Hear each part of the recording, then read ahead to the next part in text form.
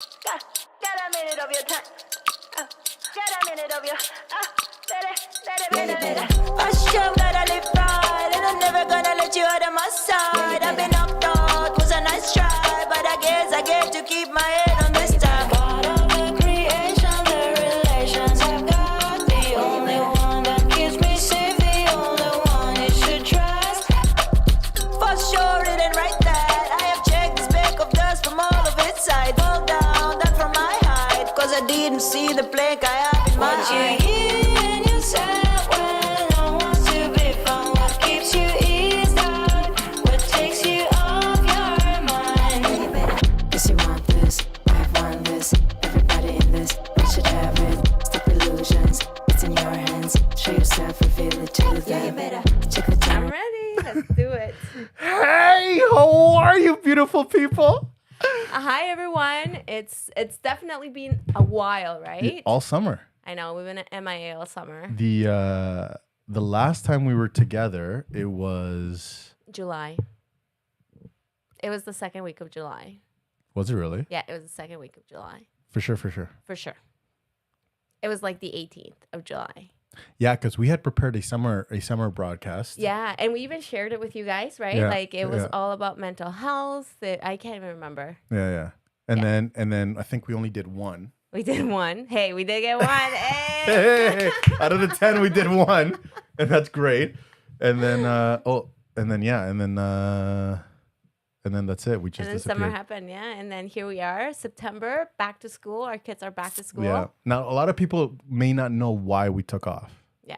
So, and I'm not blaming you. No, I Bro, know. So I'm not blaming. Normally, I would be blaming her for everything, but this was like a legit, It was legit. like this was a real reason, and so respectfully, we took the 2 months off. Yeah, absolutely. Yeah. So what happened? I was like, I thought I was all ready to share, but I'm like, I might cry. I told myself I'm going to cry because Miguel, he was like, okay, I have napkins, tissues, my friend, tissues. Tissues, but I have a towel now. Like I couldn't find it, and so I couldn't find the tissues for her, but I have a towel, so Oh you can just use it. It's on my towels, my kids' towels. So you can just... Okay, so just to give you like a quick summer recap, I don't know if you remember, if you've been watching us, we were like, I was going through some difficult times, right? Yeah. Around June, July. So And you didn't post anything. You didn't let anybody know. No, I didn't. Yeah. And so and this is the hard thing. And so not to interrupt you, Yeah, go but ahead. I knew Yeah. because obviously you're like, this is what's happening, whatever. And so we just stopped cold turkey. Yeah. There was no letting warning. people know, nothing, whatever. And people were emailing me and seeing me at church and be like, what's going on with these podcasts and whatever. So I'm like, yeah, we just, It's the summer, kids are off and stuff. And you know what? In all honesty, so what happened? Like, let me share with you. My dad got sick, Yeah. right? And we found out in the month of June, and through June, that I was still life was somewhat normal. But the reason why I didn't show up really is because he passed away. Yeah. Whew. So let me just get it out there. Oh my gosh, I didn't think I was gonna cry. Are you kidding me? Like, of course. I cry all the time. I know, right? But it's just this has been such a journey. It's been so like emotionally charged, per Yeah. se, right? And the thing is that I didn't post a lot and I Yeah. didn't share on social media because it's difficult to share a story that you're not the only one going through it. Mhm. It's difficult to share something that's happening to a loved one, and out of respect for my family, out of respect for my dad and my mom and my brothers, I didn't post anything. But at the same time, not posting was very hard for me because I experienced healing through sharing. Mhm. And I realized, actually, if I could say that I realized anything about myself this past couple of months, is that storytelling helps me to get through life. Storytelling helps me to cope with my life, to cope with the things that are going on. It helps me to help others, and it creates bonds with people. Yeah. And not having that ability to do was very hard. Well, and people can reach out and hey, I'm here for you, and that Yeah. support you didn't have No, because you weren't posting, right? No, I wasn't posting. I wasn't sharing. Finally, so I'll just give you kind of the Coles notes of what happened. June 2nd. Well, in June 2nd, my dad went to the hospital. He was having some difficulty breathing. They thought it was related to asthma. Finally, when he was in emerge, he's like, I can't swallow. So they did a CT scan, found that he had a growth in his thyroid. Fast forward a couple weeks, we find out it's cancer, but the doctors are hopeful because they're like, thyroid cancer is like the most common cancer ever. So it's very treatable. We get a biopsy. The biopsy says it's like the most subdued cancer ever. So they're like, okay, you know, there's treatment, there's surgeries, there's things that can happen. So we're feeling good. We're feeling kind of like hopeful of the things that are to come. And then we go then, so that's in June. So we do the podcast July 18th, July 19th. My dad is not doing well. We take him to a Toronto hospital, Toronto General. And in there, they do a series of tests. He's in there for 3 weeks, and it was a friggin' roller coaster because during that time, he shares. Like, it goes from being a treatable cancer to we don't know what's going on. We need more testing. Doctors are not really saying anything. He's in emerge for 3 days, finally gets admitted. He's in a surgery ward. So it's like, it's traumatic in a sense where not only is my dad going through this, but then he's also, like, feeling the trauma of seeing people that are next to him that are getting surgeries and leaving. And him being like still here, right? And then finally, I think, and I'll tell you right now, when you were telling me all of this, I'm like, I don't know how you're doing it, because if again, you go in and they give you a result, it's gonna be okay, and then no, it's not gonna be okay, and then it's gonna be okay, and then no, it's not gonna be okay. It's treatable, it's not treatable, and that is like, I'm like, when you were telling me this over the phone, I'm like, I have no idea how you are surviving, and you are like, I have a new level of respect. I'm not even joking. I have a new level of respect because the strength that I saw and how that I saw in you, everything that was going on and how people relied on you still. Anyways. It was hard. Yeah. It was so hard. It's funny because when I was talking to Miguel, remember when I called you and I was like, whatever I said online, whatever I said in the podcast was crap. It's all a lie. I'm living a lie. That was me, legit. I was like, know. I don't care about like positive thinking. I don't care about this. I don't care about that. Screw this. Screw that. Right. So I want to tell you, when you called me, I didn't tell you where I was when you called me, did I? Where were you? I was at the mall eating. And then she's like not screaming, but she's like, there's all of these books and positive thinking and all this other stuff. Like, and I'm like eating Greek food. Like, yeah, yeah, kudos to you for letting me like just get it all out, right? You had to, you needed an ear. Honestly, like it but was. Can I tell you how grateful I am that you called me? Yeah, it was. It's funny because I have I told Michelle, so I have 3 people that I always rely on, right? Yeah. And so it's Mike, it's you, and then it's Michelle. I'm number 1, right? Let's just get it straight. No, let's set the record straight here. I'm number 1. I know you love Mike. I know you're married to Mike. But I know you know Michelle the longest, but I'm number 1. Oh my gosh, I want you to admit it right now on live television. No, forget that. We are not moving. The podcast, just kidding. We have a kill switch right here. We do have a kill switch. Kill the podcast. Just kidding. Oh my gosh, so when I was telling Michelle, right? Yeah. And I was like, because that one time that I called you and I was debating whether I'm calling you or Michelle, and I ended up calling you. Did you hear that? Oh my gosh. It's actually me, Mike, or Miguel. She chose Miguel. Well, just letting you know. Keep going. Just go with that story. Go ahead. Anyway, the point of the story is that Michelle was like, we're your holy trinity. And I'm I was dead. And you guys all start with M's, right? Michelle, Mike, and Miguel. Yeah, that's right. Yeah. The 3 M's. So that's my village. Like my village obviously is much bigger than that. Yeah.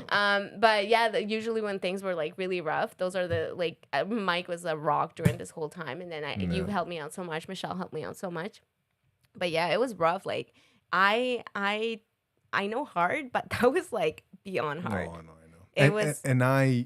And not to compare, but 3 years ago I went through not the exact same thing, but my father passed away too, right? But it's interesting because I've done a couple of workshops where we talk about how to handle the challenges and stuff. And I always talk about the bat belt.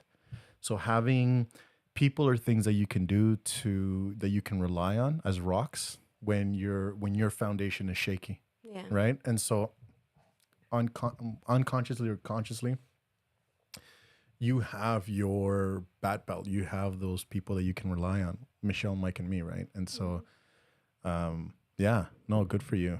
I think one of the reasons too, I think if anything, this experience, it connected me more with you, which is really crazy. Like, we always talk about this crazy bond that Miguel and I have. Yeah. We're very similar, but knowing that you went through it with your dad, Yeah. right? In that time when I called you, I was like, I needed to be heard, I guess, but I also needed perspective, because when you're so deep in suffering, I think perspective goes a long way. But you don't want to I didn't want to just call someone that would tell me like, oh my gosh, I'm so sorry.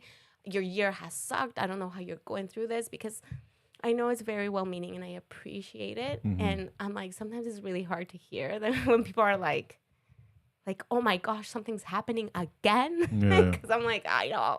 It's been 2 years of this. Like, legit. We lost my mother-in-law, my father-in-law, and then my dad. And then my father-in-law and my dad went in the same year. My father-in-law went in January. My dad went in August. And I would have never thought that both of them would have been gone in the same year. Yeah. So it was really hard. And I have to say that I hit a really dark spot. And it was a moment where I isolated myself and I wasn't really reaching out to anybody. Like, I wasn't reaching out to Michelle. I didn't reach out to you. I didn't reach out to my other friends. And they all wanted to be there for me, but it was too hard. And I always felt like, when we were talking, and the fact that it was such a roller coaster, that we would get news that, yes, things were okay. Yes, things were manageable, that there's hope. And then all of a sudden we would get doctors to being like, I'm sorry to tell you, but this is what's happening. And we want to tell you worst case scenario because we want to prepare you for the worst. And sure enough, like, my dad went into the hospital July 19th and he passed away August 19th. The whole process was 4 weeks. Friggin' fire. Yeah. Hardest, like 4 weeks that I had ever gone through in my life. And I don't think there's, personally, I mean, and when you guys can let us know, I don't think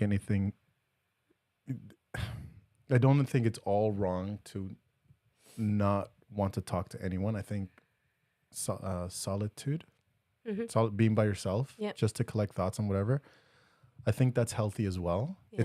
It's when you park there and then that's your whole life. That's when it becomes bad. Yeah. But I think a season of just me time is not wrong, because when my father passed away, I didn't want to talk to anybody, because every time people asked, I had to explain and I had to relive that moment.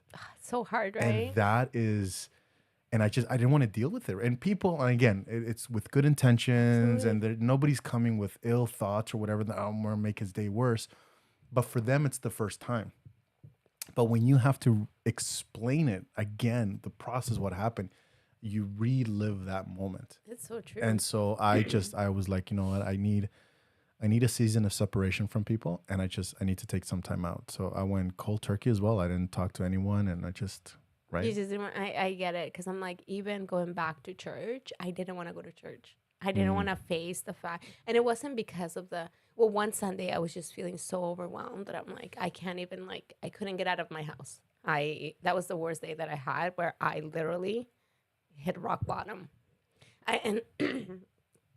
The only way that I can explain this is, when you're feeling sick and you feel like you need to throw up. Yeah. And you have that feeling, but like throwing up is not coming. So you're trying to like gag to kind of get it out so you could feel better. That's how I felt, but with tears. Like, I feel like the emotional suffering was so intense that all I could do to try to get it out is like some legit ugly tears. Like crying at the end of my bed and just crying so hard to try to get it out. But then it was so beautiful at the same time, because although that was my hardest day, that was my darkest day, and it was on a Sunday that I like didn't go to church. And I don't think that it happened because I didn't go to church. I was just struggling overall, right? But the beautiful part about it is that my family was downstairs. Mike was downstairs with the kids, and I could hear the kids laughing, and I didn't want to have this process like happening in front of them. So I went and I locked my door and I like was doing my thing, trying to get this like emotional suffering out. Yeah. And then after I heard like one of my kids being like, "Mommy, are you going to come down and like watch something?" And I was like, yeah, I'm going to come, right?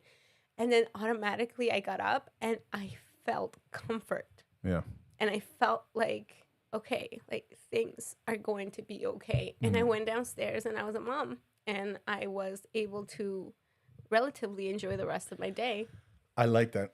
I like the fact that you compare it to vomiting, and I'll tell you why. I know. Emotional suffering is like vomiting, like the worst feeling ever, right? This is the thing. I literally had that conversation with my wife. We were talking about how, so Cruz, our youngest, he had a stomach bug, right? It was just like the weirdest thing. And nothing, no flu. I don't know what it was. It was just something that he ate, probably, whatever. Here. I'm like, This is why I have it. Clean? It is I'm clean. Smell it. Listen, he came in with a towel that looked exactly like this. He put it to his face and he's like, oh. I'm like, It was my kid's towel, and it just stunk. So I leave the room, and I come back with the same looking towel. he's like, this is better. I'm like, I don't know. It is. It smells like flowers. It is So better. so anyways, the baby Cruz, he had a stomach bug, whatever. Anyways, and I was playing with him outside, and I had him like tickling whatever, and I felt his stomach, and it was like contracting, and he just like Everywhere. everywhere, the cheese curds, Oh, just everywhere, the smell right? is the worst too. Yeah, and so luckily I had a hose, and so I just hosed him down. But he's like trying to stop it anyway. So and then he did it again, and he was better. Yeah. Like he was so much better because whatever bug that he had, it came out. Yeah. And so I was telling Tegan, I'm like, yeah, the baby just puked. That must have had a stomach bug and all these different things. She goes, yeah, of course he feels better. When we need to puke, we try, because we hate the process of puking, we hold it in so we never get rid of that bug. So Yeah. it just stays in our stomach and we just don't feel better. So with you and crying, you got I got that release, man. that bug out. And so when your kids came, you were feeling better. You were like ready to go. Yeah, absolutely. I'm like, yeah, I needed to get it out. I had some ugly tears, but I think that was my turning point as well. And all that suffering and like after that, things got worse. But a lot of the way that I experience my grief and my mourning right now, and even going through difficult times, is very much founded on what I believe and my beliefs and my faith. And I think if it wasn't for that, I wouldn't be able to show up here. I wouldn't be able to talk so openly about it. I would be in my room, shut down, because the whole freaking process was traumatic. So there's a gang that started. There's a what? A gang. Okay. A gang Yeah. that started? Yeah. Where? Because of all of this. What do you mean? Like, I don't understand. You didn't hear about this? You're lying. Okay, I don't know what a gang. A gang, like tough, like let's start a Because fight. of what? Because of like all of this, like the passing. Oh, the passing? Yeah, like your father and my father. Oh, there's a gang. I don't understand. That started on the other side? Is No, what that started on this side. I don't get what you mean. So both of our moms. Oh, I know. Listen, I love your mom so much.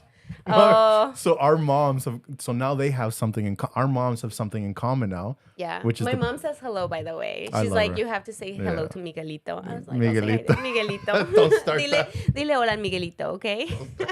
Y dile que la mamá de él me cogió a cargo. Y yo, okay, baby. Okay. So my mom remembers you when you were young in Scarborough. It's funny. Okay, so we were talking. I only went to church in Scarborough like once, right? Because that's a period of time when I was less active. I wasn't going to church at that time. Yeah. But I don't remember meeting her, but I remember seeing you and Tegan. But that was like the only time ever until we moved to Brampton. Yeah, no, my mom, when she mentions you, she's like, yeah, I remember she used to go to church. There was this little girl and like running around. I was little. When he was like in his 20s, I was like a baby. Yeah, just ankle biter. But our moms, so she remembers you and she loves you, and she remembers you from you were young. And so now our moms have that in common. And so because it happened to my mom first, like she feels like she has to like, Yes, You know, I told whatever. her. I was like, because I went to church with my mom yesterday, Yeah. helping with the transition back. Because what I realized is you have the trauma of losing. I mean, I had a trauma of losing my dad, which is traumatic, but losing a spouse is 100 times worse. yeah, And they're the little things that you end up realizing, like the going to church. My mom now has to sit by herself. yeah. And it's a big adjustment. So I went and helped her. And then I was talking to your mom. And she was like, how's your mom doing? I'm like, well, you know better than anybody. She's like, okay. And I'm like, so you're going to take her? She's like, yeah. Oh, yeah. Yeah. So there's these two older ladies now running around church just starting fights. Listen, I'm all about that. I love my mom so much. I love your mom so much. So I am about that. So please, moms, get Yeah. together. Yeah, they're best friends now. Like, this is ridiculous. When I was telling Maria when I saw her, and I was like, yeah, this is trouble. They're just gonna like, My mom needs that. yeah, My mom is very, very calm. She needs a Oh, little yeah. feistiness around her. yeah. My mom's una gozadera. She just when there's music, party, she just like whatever. It's like woo. I So love that so much. she's ridiculous. But see, that's the beauty. I was talking to my mom about this, and I'm like, the beauty about this is that, like, when you rely on a village of people, Yeah. and you know that people have gone through, and you rely on those people because they truly understand, it's when you see possibilities, Yeah. possibilities that perhaps weren't there before. So And we talked about this before. I think it was in our last, anyways, in one of our podcasts that when stuff happens, like you can't go through it alone. Like exactly what you said. You need a village, right? And so, which is very interesting. And again, it's a season of separation just to collect some thoughts or, get rid of that bug, which is okay, which is not bad. But on the road to recovery, you need support. You need a village. You can't do it alone, right? oh, absolutely. I think, so the other day, what I've been doing, I kind of got back to when I was going through this, I lost all my, like the things that I were doing for my morning routine. And I just kind of lost it. I just kind of suffer through it a little bit. So I was going to ask, did you keep up your morning routine? I did, but it wasn't as like before. It was getting up at 4:30 and starting my morning routine. Yeah. I was struggling because I was oversleeping, Mm-hmm. and that is part of my mourning and my grieving. Right? I couldn't. I found myself that I couldn't shake that off. I was still working out, so I still worked out. I still read my scriptures. I relied on my scriptures heavily, or else I don't think I would have been able to make it. And then I relied on my workouts because I'm like, everything, all the anxiety that I have inside, it needs a place to live. It needs to live outside of me. So I relied on that.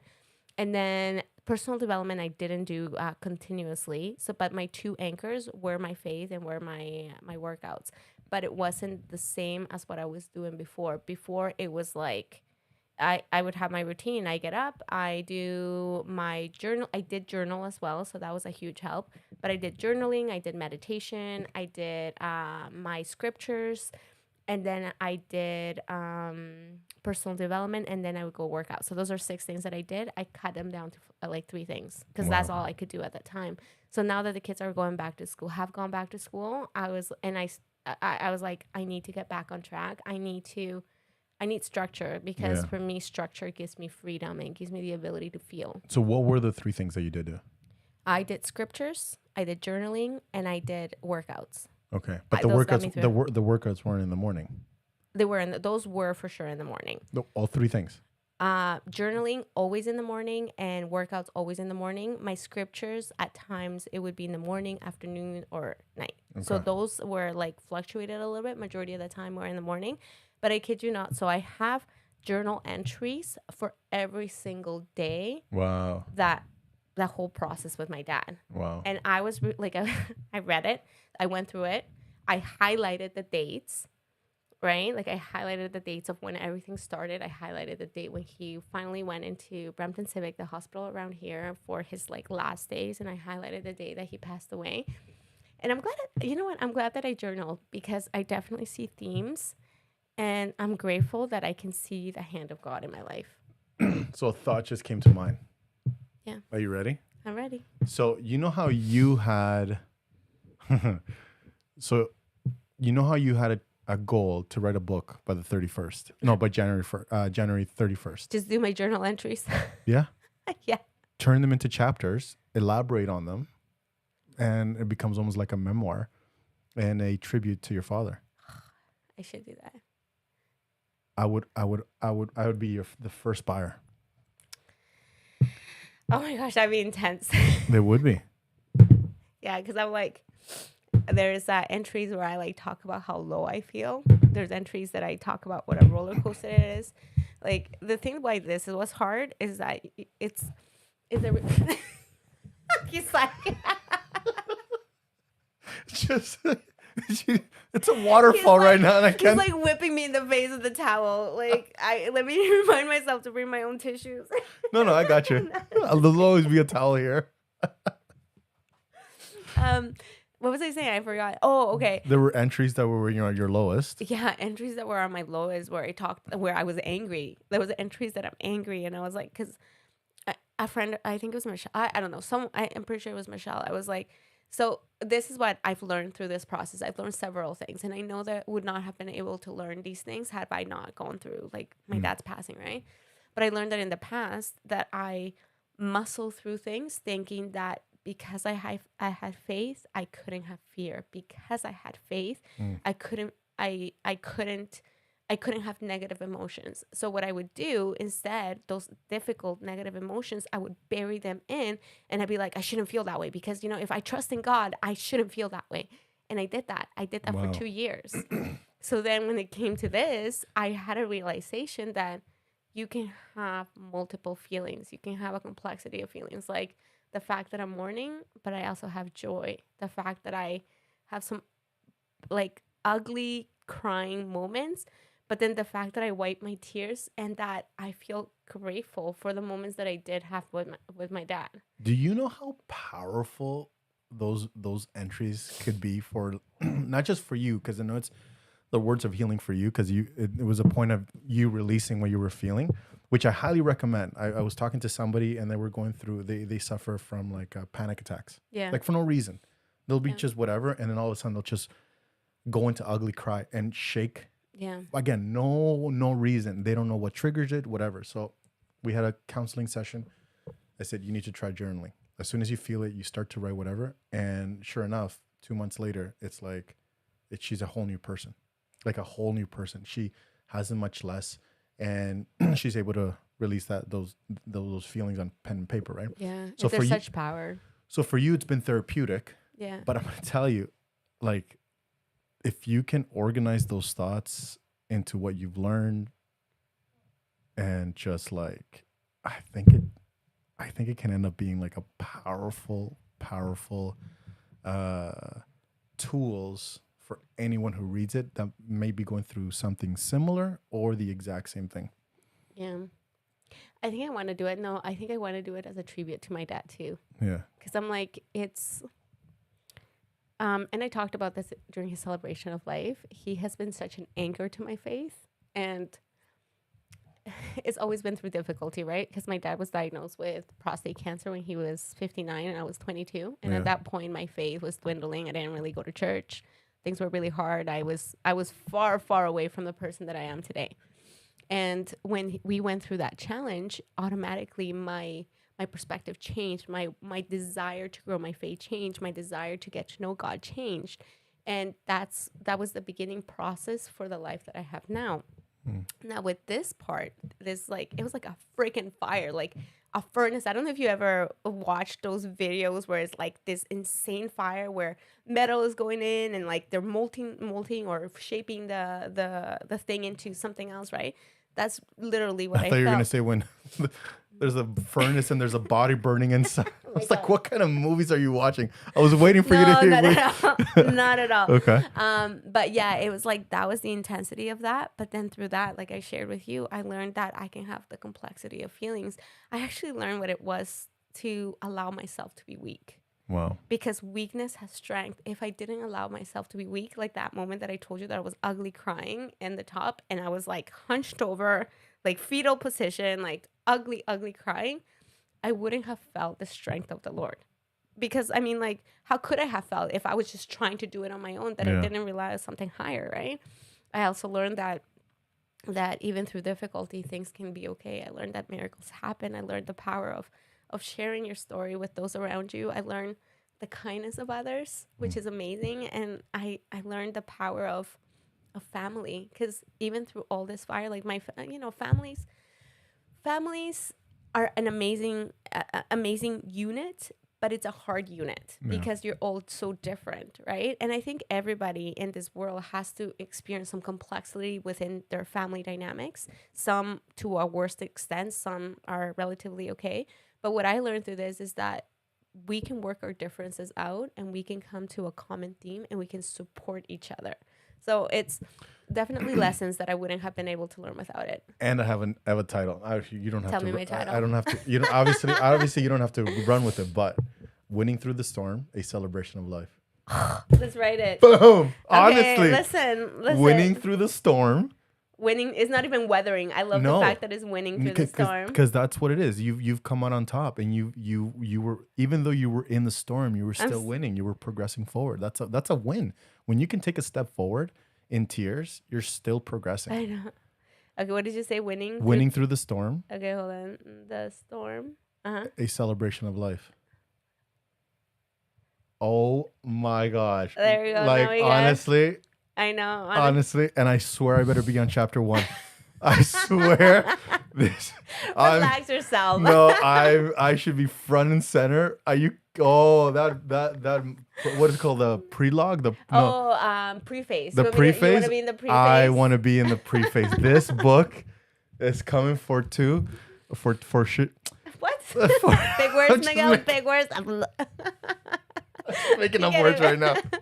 This book is coming forth for thingy because of, anyways. Oh, it's gonna be, yeah. I'm excited. You know what? I think it'll be very powerful. I think it'll be, you know what it is. One thing that I realized about books is when they can personalize it, and this is what I don't like.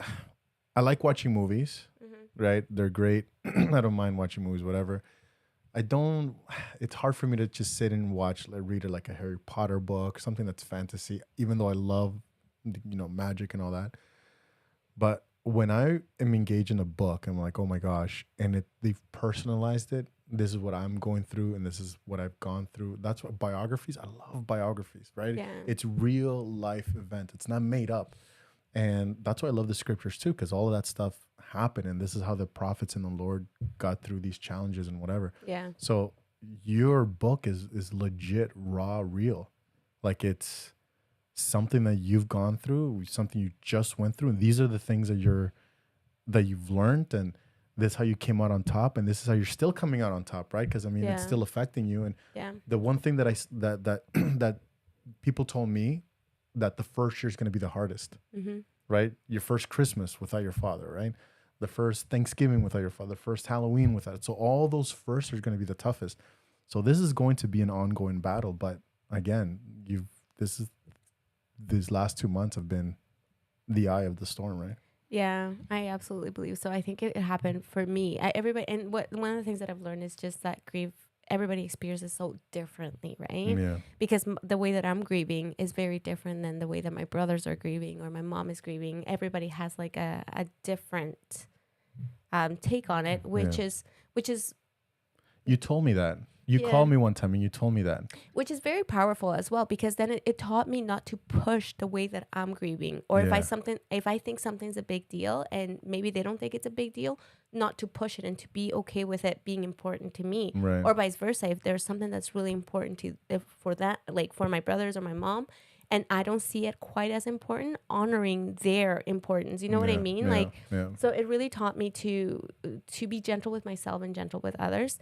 The other thing that I do have to tell you that I am taking counseling. Okay. It's not because something like this, I couldn't rely on my own.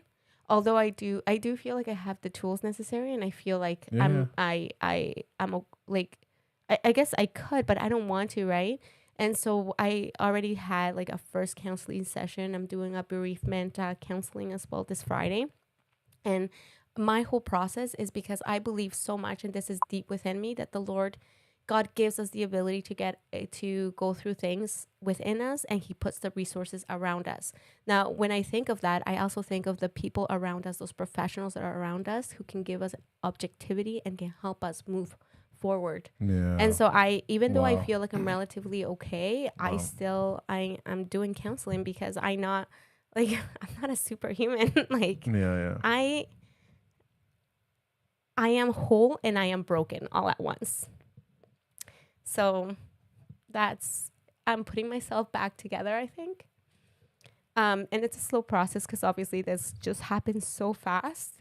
And although my heart, the beauty of this as well is I feel so much gratitude that I've been blessed with the ability to feel pain but not suffering. That when I cry because I miss my dad. I don't cry because I have like an intensity of pain that I can't move forward.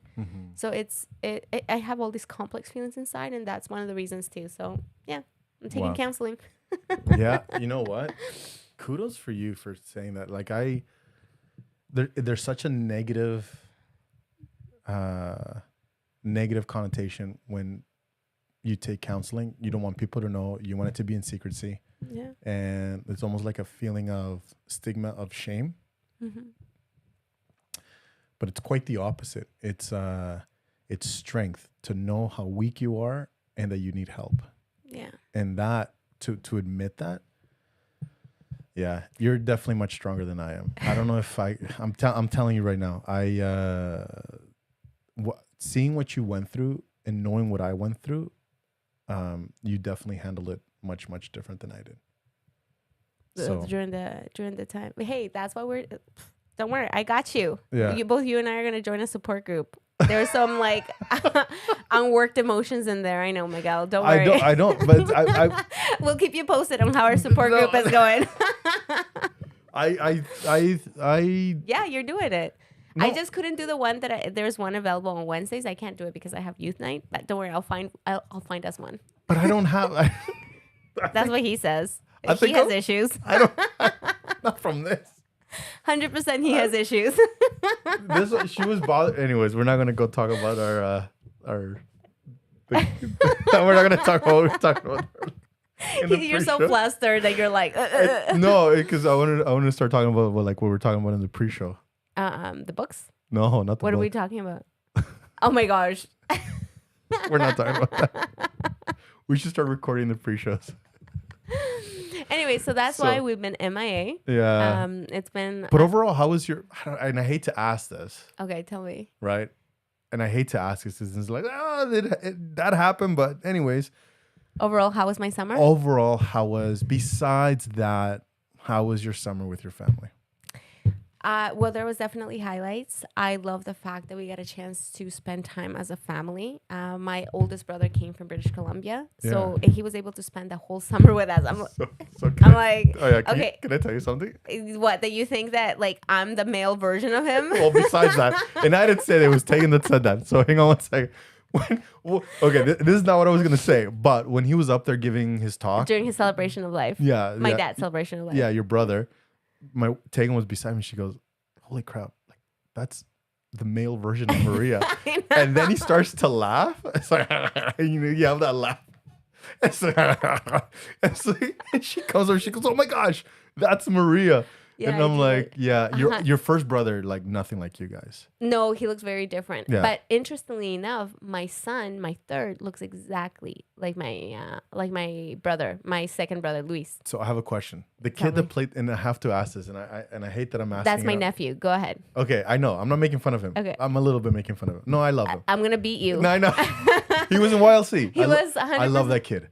You better. He wasn't. Oh, I love that kid, right? And that piano piece that he did. Yeah. Okay, come on. So he's He looks different. no. Hang on one second. Okay. Stop. Hang on. Listen. Hang on. I don't. Let That's me my finish. issue. I don't listen. I I know. like anticipate. I finish your question. So I know you're not Google. Hang on. Let me finish it. All right, ready? You know Google when you're like, what is that? So all the suggestions. Okay. So they're members, Yes. right? Yes. Your brother. My oldest brother. Yes. Yeah, the one that spoke. The one Yes, that. and that has the two kids. So, Correct. So yeah. that the piano kid. Yes. He's member. Yes. He's everything, right? Like whatever. Yeah. So I have a question. Okay. I feel bad asking, but it was What? like the cutest thing ever when I saw him doing it. Okay. Tell me.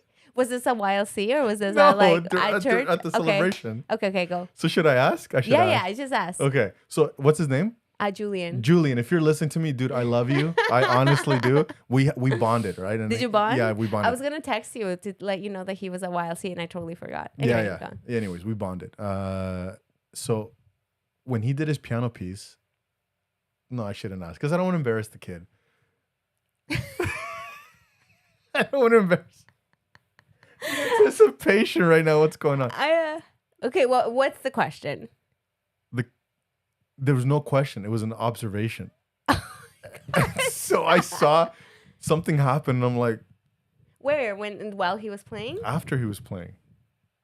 Oh, what? What did you see now? I'm all like, I know you're curious. I know people are curious, and I probably shouldn't have said it. I thought it was the cutest thing in the okay, world. tell me. Okay, I don't want to embarrass Julian. If you're watching, I'm sorry, dude. He probably won't even watch. Don't worry. No, he probably will. If it gets out, once you put it out there, it's on the net. Okay. So, I didn't think. Anyways, so how was your? I don't want to say it. Oh my gosh, you're literally like this guy. I know it's. You know what it is. Okay. I'm gonna say it. Because it's Yeah. not. It's nothing bad. Because- yes. But it might be depending how you take it. It might be embarrassing. Okay, just say it. So he plays the piano. Uh-huh. He He, did a- plays beautifully, like Oh my gosh. tears, ugly crying. I wasn't crying Yeah. until he played the piano, and I was like, Well, we were doing the EFY medley, right? Yeah. And we needed a pianist, and so I asked him. I'm like, "Hey, do you mind? Are you in town for the next couple of days? You know, because tomorrow we need a pianist. Can you come and play that piece during church?" And I was like, "Oh no, I've been working on this for like 6 months, and I had to memorize it." And so Yeah. he goes, "I'm not that fluent in reading music." I'm like, "Okay, I understand." But anyways, like he was absolutely phenomenal. yeah, Right. he was. But anyways, that's not the thing. So he plays his piano, right? And I'm like, okay, awesome, great. And then as he's leaving, he turns to the bishop and he bows. Oh, not to the bishop. It was to the picture of my dad because it was dedicated to my dad. So you know, at the end of our Oh. recital, Okay. yeah. So that's what it was. So at the end of our recital, usually you bow to the crowd, right?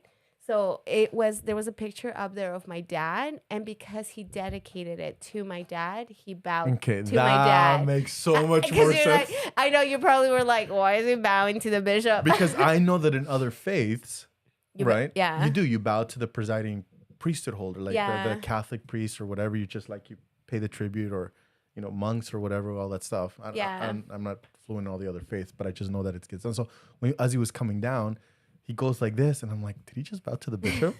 You're like, I should start getting the members to bow to me. it is now a requirement. You It like is- read it out I- from the pulpit.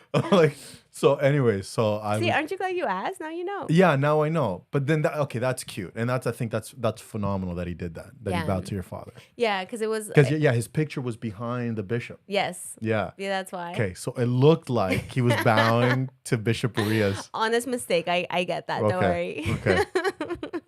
That was funny. See, I'm glad you asked. I know. And then this is the thing is, right? It's important to ask. We just literally had a conversation that yesterday with my kids. Elias was like, getting upset. And he just stays quiet. I'm like, don't do that. And there's a big rule here. Speak your mind. Yeah. Don't hold it in, because that's when you get like the lashes and the whatever. Like, even though you might hurt my feelings, you need to let me know what you're thinking. And then we can talk about it, right? Mm-hmm. It's the problem becomes in how you ask. If you're screaming and you did this and you did that, and that's loss of respect. Yeah. Don't do that to a parent. However, if you go in and you say like, I'm disappointed, this is what happened or whatever, I'm like, then we can have an honest conversation. We can go back and forth. So you got to speak your mind. So I'm glad that I asked, because this whole time, if I wouldn't have asked, I would have been thinking, my man just bowed at the bishop. You're like, hey, did you know I was a bishop too? Like, bow to me, boy. Don't bow. Don't bow. Just don't do that. Don't do that. Don't bow at the bishop. Yeah. So that's good. But other than that, I saw you went camping as well. Yeah, it was so nice. It was finally at the end of the year because Yeah. the kids, like, it was rough for the kids as well. Yeah. But I think in my mind, I think it was rough for them because we had so many plans for the summer and so many things we were gonna do. But they had no idea, right? Yeah. To them it was okay. They got a chance to watch YouTube, sometimes unlimited amount of YouTube, which they love. Yeah. They got a chance to hang out with their cousins. They got a chance to go over to friends' houses. So to them, they had a good summer. But at the end, we needed just some time to recoup. Like we needed some time to just reset. it was Yeah, a good yeah. reset. So we went camping for 3 days. So I will tell you the biggest blessing. I don't want to say blessing because it was unfortunate that your father passed away. But the biggest thing that I learned, and it was, you know what? At the end of the day, it was a blessing because it opened up my eyes. The final prayer. Who was that? Who was that girl that prayed? It's my niece. Right. I know. So that's Julian's sister. So Julian's sister. Yeah. So she said the closing prayer. Yeah. Do you remember what she said? I think something about us being okay. I'm not sure. She said, Father, please help us to understand, or no, how did she say it? And it was just so profound. And I was like, because goosebumps. help us see the blessings in everything that just happened. Oh my gosh. That's Yeah. so, yeah. Yeah, help us see all the blessings and help us recover and see all the goodness and along those lines, like Yeah. all the good that has come from this. Yeah. And so, how old is she? She's 11. So, an 11-year-old, right? An 11-year-old says this closing prayer at your father's celebration of life funeral thing that, help, Father in heaven, please help us see like all the blessings that have come out of this or all the good. Yeah. And when she said that, I'm like that's winning through the storm. Yeah. Honestly, it was such a storm, and it is still a storm, but I cannot, I have a hard time talking about my dad without talking about God. They're Right. like this for me, Right, right? right. Because I would not have gotten through what I went through without my faith. But at the same time, my dad would not have gotten through what he went through without his faith. Because it was rough. Like Yeah. 1 week, and I told you about that. Yeah, Like one yeah. week was so hard. Yeah. But even the knowledge that he's okay, like to me, yes, he's no longer with me. Obviously, he's not physically here, but I know that he is okay, that he's still a living being, that Right. he's still progressing, that he is with his loved ones. And all I can think about when I close my eyes is I can see his face, and I can see his smiles and his eyes of wonder, and I can hear him laughing, and and like the greatest joy I think that it brings me is the fact that my dad struggled with having a language barrier for over, I don't even know how long we've been here. So it was like 26 years. 26 years he didn't speak English, right? Wow. So that created a lot of limitations and the things that you can do here. Yeah. But to know that now he's in another place, because he is still a living being, Of course. and he's able to have conversations without worrying about like how he's gonna say something, or are people gonna understand what he's saying, and like anything like that. And even it brings me happiness to know that he's with my father-in-law, and I Yeah. can just imagine the conversations that they have. I'm like, So what's getting through you not being able to speak English? what? Because some of the words that come out of your mouth. Please, I'm like this guy. Sorry, I just throw that in there. We have a rule, right? In here, like no big words. No big words. It's not because of me. It's because of us. Yeah, So, it is true. There's yeah. certain words that we can't pronounce. I'm like, what is that? Or I throw them out, and we're like, I don't know what that means. Let me Google it. Two biggest immigrants trying.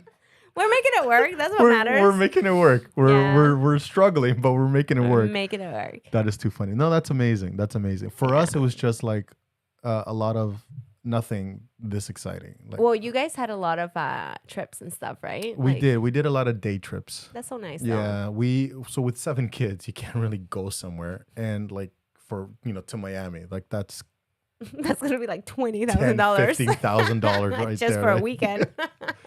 So and then 4 hotel rooms right there. but this is the thing is right. Even if we could, I don't think that that's something that maybe once like every couple of years, whatever. But all that money that could have been spent on one trip, Yeah. it just gets divided Yeah. into like multiple trips, day trips, right? So Yeah. we'll go to the beach, we'll go to African Lion Safari, we'll go to, we did this new camping area that it's just absolutely phenomenal. Like our families have to hit this place. Yeah, I'm it's so telling you right nice. now, it is just, it's another level of fun, right? And so we do a lot of like single 2-day trips. I have to show you this. Are you guys ready? Hang on, don't go anywhere. Hang on 1 second. I gotta show you this. So we did. We did a 2-day. Was it 2 days? Yeah, Niagara Falls trip. Okay. Right? And so we stayed at whatever, went to the water park, and then if you get a package, they give you at this hotel, they give you a bunch of coupons Yeah. to have all these rides, like the Wax Museum and what So was it? you guys did all of them. We did. There's like 40, 50 rides of different things, attractions, and they give you coupons to like 7 of them.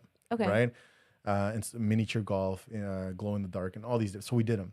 So right beside the hotel was a haunted house. I'm gonna tell you something. Is that a picture? It's a Oh my picture. gosh, show me. So it's called Nightmares, Fear Factory, Niagara Falls, Canada. How scary was it? Was it scary? But hang on one second. So it isn't. The thing so okay. So they have this big, huge floating sign. It's like a flashing sign Yeah. that says over 800,000 people have gone through, and about only 60% have been able to complete the course. Okay. People tap out. So there's a key word that you scream out, and they turn on all the lights, and then you walk out. But and then there's big warning signs like if you have heart problems, if you have Oh my gosh, like, how scary is it? but it isn't. Okay. Because there's no monsters, there's no like there's no Dracula, there's no zombies, it's just dark.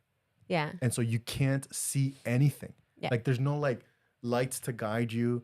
And so there may be like one LED light that will show you where to walk towards to. And the scary thing is that people are screaming. And the walls start moving and closing in on you in one of the rooms, right? If you think about it, if you think logically, going through a haunted house should be fine because nobody can touch you Yeah. and nothing can really happen to you. It's just more the anticipation that gets to you, It right? is. And then you're walking and then all of a sudden you hear bah, bah, bah, bah, bah, somebody screaming at you. Yeah. And you freak out anyways. And so my kids, Seth, was like, Dad, we have to do this. I'm like, forget that. I'm not doing this. Like, Dad, we got to do it. Stop being a chicken. So he calls me out. I was like, you're the chicken, right? And so like, okay, let's do it. So I order the tickets. Biggest mistake. So I order the tickets online and you have to put in your information, Okay. like your name. Okay. And so they knew your name. So they know your name now. and now they're calling They're out to you. In the middle of the haunted house. Mega. Oh my God. Can you imagine? And you didn't know until you were inside. I didn't know, right? And so, and I'm like, and so we're going through and whatever, and they're calling your name, and you feel like things like this. And anyways, so I've always thought I was a tough guy. Oh my God. Show me the picture here. Hang on one to sec. see it. I gotta gotta preface see- this picture. Okay. I gotta preface this picture. I've always thought I was this tough guy. I will protect my kids. If anything happens to them, This time around, you'll toss them in the haunted house before you. I was using them as meat shields throughout the entire thing. Who went? Just you and Seth? Seth, Elias, Levi, and me. So the 4 boys. Oh my gosh. And so so Seth, I'm like, I don't want to go first. I'm like, screw that. I'm not going first. I'm like, Seth is like, I'll go first. And Elias is like, he goes, and he's like, yeah, okay, I'll go second. We can go in together. Levi's like, I'm in the back. I'm like, screw that. You're in front of me, right? Levi's a beefy kid. Hang on one second. So throughout the whole thing, I have Levi by his back shirt, Oh my gosh. and I'm pushing him in front of him like this. So I'm not even, this is not even a joke. I'm using him as a shield, and he's trying to get away from me. Oh my gosh. But I have him by the shirt, and I'm pushing him along. And so there's a flashing light, and there's like screaming and everything, and that's when they take a picture. And so Oh my gosh. you think I'm joking? That is the best picture. Oh my So I am legit. Look, you are. Look at that. I love the only one that's kind of smiling is him. Everybody else is dying. Look at your face. You need glasses to see it. I am legit using him as a meat shield, and I'm not even ashamed. I'm like, what's going on with Elias? Elias is just like, he's scared. Like he Yeah. is just, Seth was like the only brave one's like, I'll go first. Elias like, I'll support you. I'll go second. Levi's like, I'm at the back. I'm like, He's forget the that. youngest too. Yeah. Oh my Yeah, gosh. but he's the beefy one, right? So if anything, so they're like, Dad, why did you do that? I'm like, listen, if something happens to you, I can just make more, right? But if something happens to me, the factory closes, right? So, Oh my god. but look at the arms. Look. You're like, look at your definition. I I know. am- I was no. gonna say. No, but I am like stressed. Like I am tense, and I am legit. And he's trying to get away, s- and I'm like pushing him forward, and I'm legit using him as a shield. This is the best picture ever. Oh my gosh. So when we came out and I saw it, I'm like, it was like $20 to buy. Worth it. I'm like, I am so getting it. This is so deal. Anyway, so that was like the most exciting thing. But honestly, this picture, You should frame it. That's such a good picture of you guys. I'm actually turning into a workshop. Are you? Yeah. Oh my gosh, that's so good. It's- What's the work? Like, do you know the Uh, title of the workshop no, for this one? not yet. Not Okay. yet. But I'm this is gonna be the I'm gonna use this as a key. But I honestly, just when you think you're tough, yeah, you're not. Yeah, no. Yeah. You gotta get humbled right at that point where you're like, look at me. It was a and I- very humbling experience. And when I came out, I was like talking so much trash, and they're like, Seth, like, Dad, look at the picture. There's nothing tough about what we just did. Like, yeah, you're right. You guys made it through though, right? Yeah, so I was close to screaming it out. Really? Yeah. That's how bad it was. And again, it's the fact that you can't see anything. And so I told you that I took Tegan to that Yeah. restaurant, right? Yeah. And so she was starting to get like Claustrophobic almost. claustrophobic, right? Yeah. You're in this room. It's called Noir. It's a restaurant. It's pitch black. You can't see the hand in front of you. Yeah. And so you get guided to a seat. You sit down, and Tegan starts hyperventilating. She can't breathe, and she's holding on my hand and she's squeezing it. And I have to admit, I was going through a little bit, but I was pushing through. And I'm like, in my mind, I was like, I just have to get used to it. My body will acclimatize, and I'll get through it. But Tegan couldn't. Yeah. Right. And so we tapped out, and we're like, yeah, we gotta go. And so whatever. So with this, it was similar. You couldn't see the hand in front of you except for that little LED light showing you which way to go. So you didn't know what you were stepping into. Nothing. And it's multi-level, right? And there's ramps and there's stairs. And so, and then one of the things that they tell you is don't run. Yeah. Like when because if you run, you don't know if you're running into a wall or if there's stairs and you just come tumbling down, or if there's you a have bar. to hold your hands up to know where you're going. You are going through, and it's a hallway, right? That's so you have to terrifying. like whatever, and so you get to this, and what freaked me out even more, we get to this door that had just an arrow. That's it. It just had an arrow, and so when we see the door and with the arrow because of again that LED light, so we just barely see that, whatever, and so we can't. There's no knob or anything like that, and so we're stuck. Yeah. And so we're like, well, maybe we missed the turn. And so we start heading back, and then that door's closed. So now we are in this hallway No wonder people tap out at that point. with two closed doors. Yeah. With an arrow pointing this way, but there's no doorknob. Yeah. So we're like, at that point, I was like, I'm done. I think you're supposed to scream nightmares or something like that, right? And I was about to say, and Seth is like, don't, whatever you do, don't. I'm like, Seth, this is starting to get freaky. But check this out. The walls start moving in. Like my the walls gosh. start inflating. Okay. And so now you feel the walls closing in, and you are like doing this and whatever. And it's starting to close and close and close. And that blue LED light, it's starting to shut down. And you're like, So how do you get out? Like, what did you guys do? How did you open the door? we didn't. And so once it gets to a certain point, it starts to deflate. And once it starts, the door, this wall, it was a hidden trap door, and it opens, and then that's when you go through. But you didn't know that was going to happen. All I know is that these two walls are closing in on you, Yeah. and you're screaming, and you're like, when is this going to stop? Because it's inflating, it's getting tighter and tighter and tighter. That is terrifying. Right. And so that's when I was like, okay, I'm gonna say it. And Seth is like, dude, don't you? I'm like, Seth, this is for real now, right? Like we're gonna die here. It's like, no, Dad, don't. And I'm holding on to Levi. Poor Levi. I love that kid so much. And I'm Poor holding kid. on to it, right? And he's like, Dad, let me go. I'm like, no.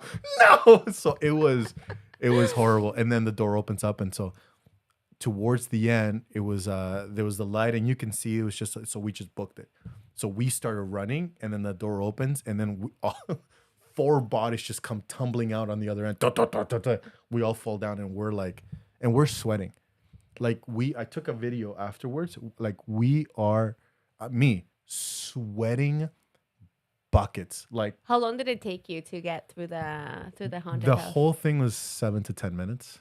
Not even. It was about 5 to 7. Yeah, it would have felt longer though because of all It the did, stress. and that's why I said to 10. But it's yeah. like really was like 2 minutes.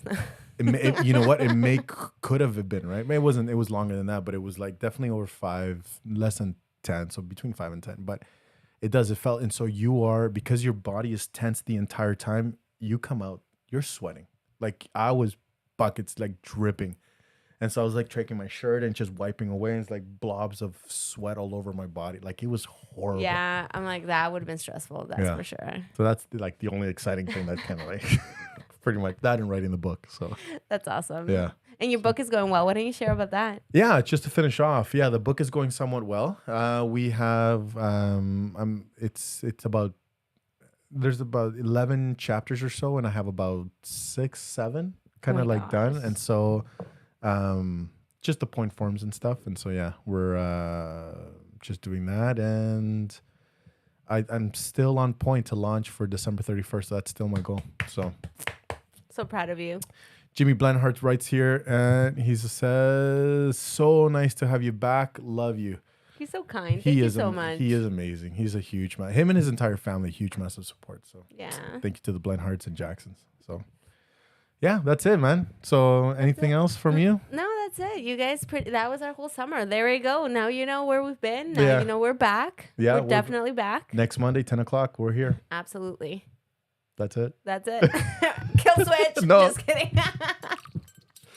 So here we go, guys. Listen, we're actually starting. I didn't tell you this, but What are we starting? You're like, by the way, we're starting. I mean, I didn't tell you. It's called a mug club. A mug club? Mug club. Oh, okay. What is that? Is it a guys club? No. Oh, okay. You're like, wait, should it be a guys club? Why did I tell her? It's it's a way to be able to support the team, like Okay. to support this program and supporting our podcast and whatever. It's a one-time support, but it allows us to pretty much hire staff and just do the editing and doing all these different things. And so Yeah. for now, all we want you to do is just follow us on one of our social sites, so like the Facebook, Twitter, Instagram, YouTube, Snapchat, and all these different things. And then we're gonna we'll probably post the next or talk about it next Monday. Yeah, The- absolutely. the That Mug sounds Club. good. It's pretty cool. Okay, I'm excited to hear about I ordered my first one already. it. Did you? Yeah. Okay, I'm excited. Yeah. Let me hear about it after this, though. Yeah. We already went an hour, guys. I know. Thank you for spending an hour with us. We appreciate you. Absolutely. Love you all. You take care. All right, bye. Bye. Get a minute, don't know. Get a minute of your time. Get a minute of your. Let it. Hush, you gotta live right, and I'm never gonna let you out of my side. I've been knocked out, was a nice try, but I guess I get to keep my head on this time. God of the creation, the relations I've got, the only one that keeps me safe, the only one you should trust. For sure, it ain't right that I have checked the speck of dust from all of its side. Fall down, that from my height, cause I didn't see the plank I have in my eye.